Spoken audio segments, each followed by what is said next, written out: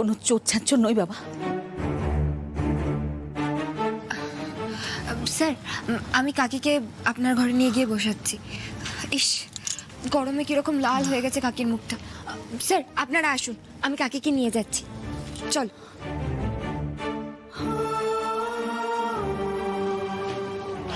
চল, ফুলকি দাস যখন ভদ্রমহিলাকে নিয়ে ভেতরে গেল, দেখি চল। এসো কাকি, এসো এসো, বসো এখানে, বসো।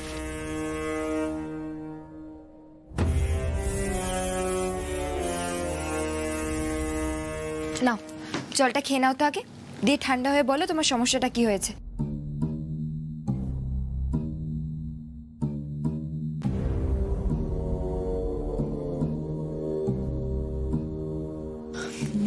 বলছি আমি না খুব ঝামেলায় পড়ে আছি বেশ কিছুদিন ধরে আমার ছেলেকে নিয়ে। আন্টি, আপনি কি ধরনের ঝামেলার কথা বলছেন? আর আমরা কিভাবে সেই ঝামেলার সমাধান করব? মানে আমি তো একটা সুপার মার্কেট চালাই, দেখতেই পাচ্ছেন। হ্যাঁ, আমি আমি আমি আমি বুঝতে পারছি যে আমি এরমভাবে দুম করে চলে আসাতে তোমাদের একটু অস্বস্তিতে ফেলে দিলাম, কিন্তু ওই কোর্ট চত্বরে না ওকে দেখলাম, ধানসিঁড়িকে, তাই ভাবলাম যে ও হয়তো আমার একটু সাহায্য করতে পারবে আমার ছেলের ব্যাপারে। আমার ছেলে ছন্দক মজুমদার, ও না মোহনাপুরার জেলে খুনের দায় বন্দি আছে, জানো তো বাবা। আমি আমি আমি হলপ করে বলতে পারি, কিন্তু ও খুনটা করেন। খুন? কাকে খুন করেছে আপনার ছেলে? বিচারে তো প্রমাণ হয়ে গেছে যে ও নিজের বান্ধবী জয়িতাকে খুন করেছে। আমি না তখন আন্দুলে থাকতাম জানো, আর ও মোহনাপুরা কলেজে পড়াশোনা করতো। আমার ছেলে বলে বলছি না, ও কিন্তু সব দিক থেকে খুব চৌখস। ওর বাবা ও যখন অনেক ছোট তখনই আমাদের ছেড়ে চলে যান। আমি কিন্তু একা হাতে অনেক অনেক কষ্ট করে ওকে মানুষ করেছি।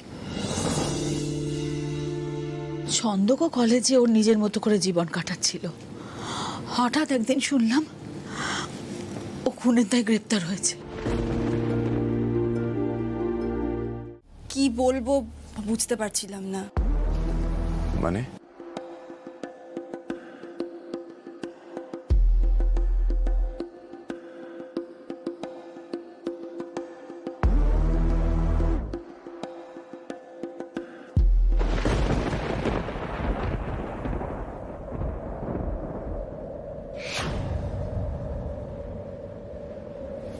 ব্লাউজটা একটু বেঁধে দেবে রোহিত?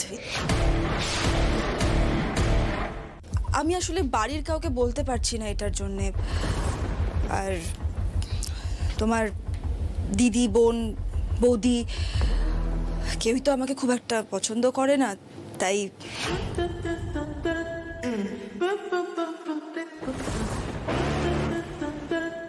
আর জেঠিমনিও নেই, ঈশিতাও নেই, আমি কি করব বলো? তাই ভাবলাম তোমার কাছেই আসি। আর তোমার কাছে কিসের সংকোচ বলো?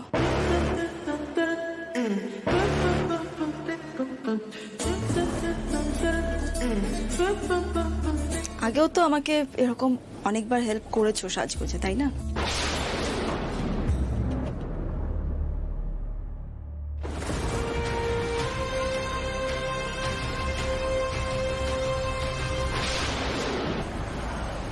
রোহিত,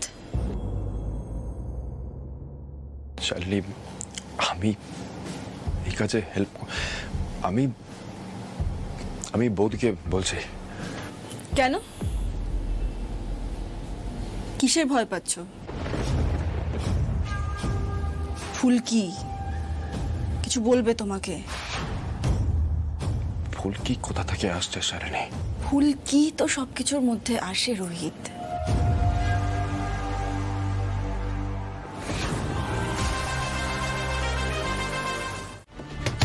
শালিনী, শালিনী!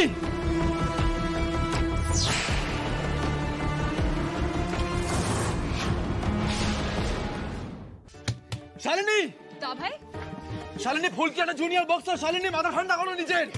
এই ভাই কি হয়েছে তো চেঁচামেচি করছিস কেন? ফুলকি ফুলকি বক্সিং গ্লাভস পরে শালিনীকে চ্যালেঞ্জ করেছে। সে কি রে? সর্বনাশ, এইসব হলো কিভাবে? আরে শালিনী তো নাম করা বক্সার তো। কিন্তু ফুলকি হঠাৎ এমনটা কেন করবে দা ভাই? পারো রাগের মাথায় শালিনী যদি আমাদের ফুলকিটাকে ওই নাক মুখ ফাটিয়ে দিয়ে মেরে খেবে, কিছু কর না, ডাক না তুই। এই শালিনী, এই ফুলকি, এরকম ছেলে মানুষই করো না। এই শালিনী, তুমি তো বড়, বলো। হ্যাঁ, শুনতে পাচ্ছ তো? তুমি তো বড়।